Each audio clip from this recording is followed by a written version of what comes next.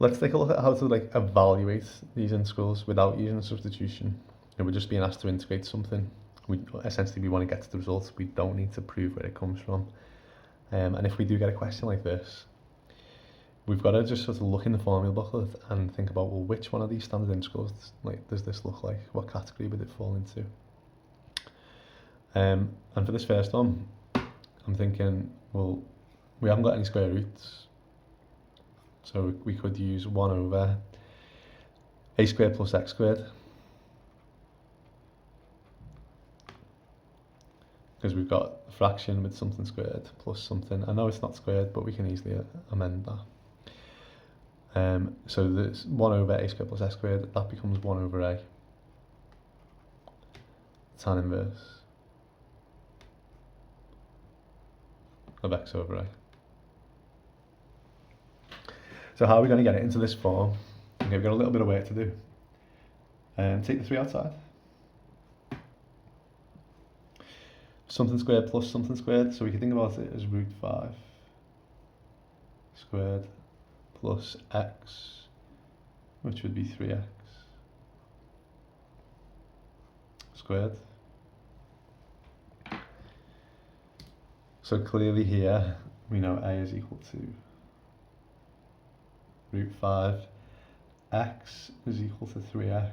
Now we've got to be a little bit careful here, like, because we're integrating like specifically this x term here, it now has a coefficient, doesn't it? Now we could do a substitution, but I mean I probably wouldn't recommend doing that, because it's a relatively quick question this, if you're just careful with one thing. Like, you know, if I say integrate cos of 3x, you guys all know that's going to be 1/3 of sine 3x. If I say integrate e to the 3x, you know it's going to be 1/3 e to the 3x. And the same thing happens here, like, because it's a linear function inside, we're just going to be dividing by 3 as well when we integrate. So just remember to divide by this coefficient. I can show you where it comes from a substitution, but you don't need to. Like, you could let u equal 3x, du by dx would equal 3. You end up with a third when you rearrange, but just remember to divide by the coefficient. Okay, so this would equal 3 lots of 1 over a, which is 1 over root 5, tan inverse of x, which is 3x, over a, which is root 5.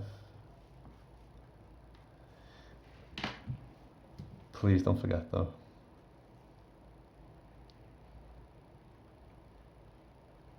divide by the coefficients.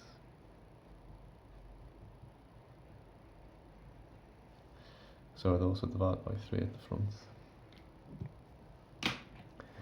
Simplifying this, 3 divided by 3 cancels. 1 over root 5 we could write as root 5 over 5. Tan inverse 3 root 5 over 5 x plus c. Example 2, we're going to integrate 3 divided by the square root of 4 minus 9x squared. I've identified that it looks like this, doesn't it? Square root something squared minus something squared. So let's just get it into that form. 4 would be 2 squared minus 9x squared, which would be 3x squared. So a would equal 2. And x would equal 3x. So we're going to be dividing by the 3 again.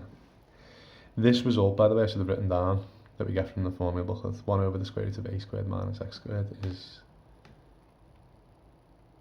sine inverse of x over a. So we can say this integral would be 3 sine inverse x, which is 3x, divided by a, which is 2. We also need to remember to divide by the coefficient. And add c.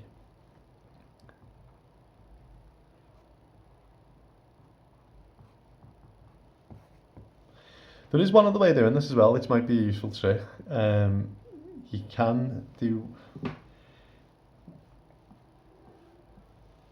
if you do want to specifically get it in, without having to remember to divide by 3, you can rearrange this. Like we could, just give me one sec. Okay, so if I wanted to take this 9 outside the square root, you could think about this as 9 lots of 4/9 minus x squared. Now, if you think about how surds work, we've got the square root of 2 things times together. So we could do root 9 times by root this. Another way of thinking about it, if I want to take this outside, it would become 3, wouldn't it? Like 9 is 3 squared, square root of 3 squared. It'd just be 3 lots. You know about different binomials as well. If you take something outside the bracket, the power stays with it. So 9 squared to the power of half, that would become 3. So inside would be left with 4/9 minus x squared, which we could write as 2/3 squared minus x squared. And this way avoids us having to remember to divide by that coefficient. It's just, it's just that it involves a little bit more of a manipulation before we integrate. So if you think about that now, using this result, the 3's would cancel anyway. So this would become sine inverse of x divided by a, which is 2/3, which gives us the same answer, sine inverse of 3/2 x plus c. Okay, one more example. Completing the square can be really useful on these questions, because if you get, imagine you're trying to integrate this fraction like 1 divided by this quadratic, you're going to have to use a standard result. Like there's no technique we know from normal maths or integration that would allow us to integrate this. Like it is one of these standard integrals. You could try maybe partial fractions. It doesn't factorize, you can't split it up into 2 separate fractions. You could try and write it as a bracket to a power. It's not linear, it wouldn't work. Could you try any substitution? I mean, not one that I can think of. Parts? No, clearly not. Okay, so when we work with quadratics, quite often they are, especially in further maths, obviously, they're going to be standard integrals. We can think about this if we complete the square. X minus 3 squared minus the 9 plus the 10. So we're comparing this with 1/a squared plus x squared. Which I can never remember these, I'll have to just check in the bottom. It's 1/a tan inverse of x over a. Okay, so we're going to use this substitution. For this one, a would equal 1, x would equal x minus 3.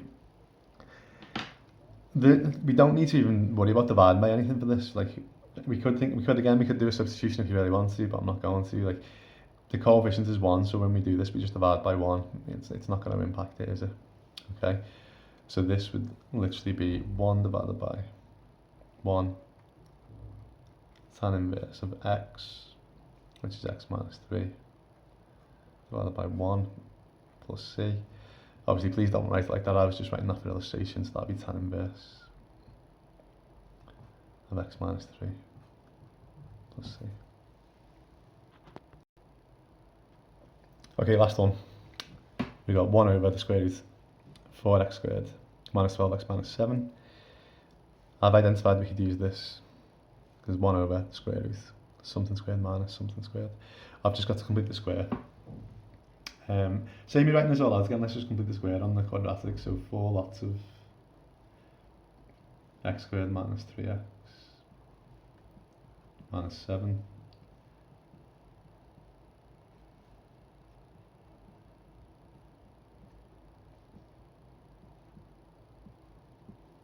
Don't forget, when you do complete the square, if there's a coefficient in front, don't try and do it straight away. Take the 4 out, then complete the square. So that would give me 4 lots of x minus 3 over 2 squared, minus 9, minus 7, minus 16, which is quite nice because we can now think about that as 4 lots of x minus 3 over 2 squared minus 4, which will help. You'll see why now. We could write that as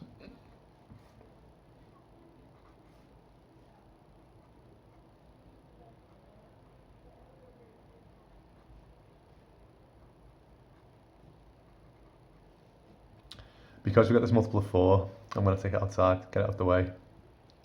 Take the 4 outside the square root. Root 4 is 2.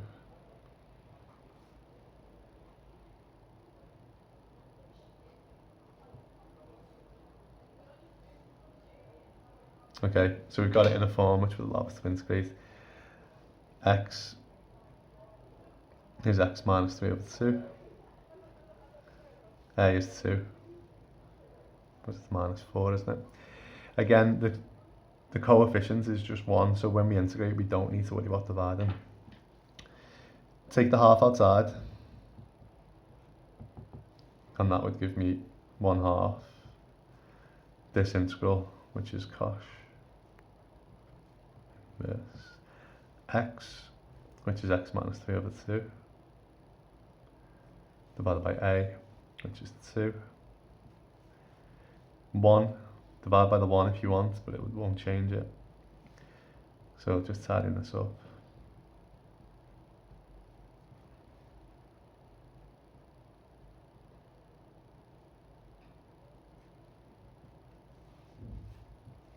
That'll be our answer. Okay, thank you.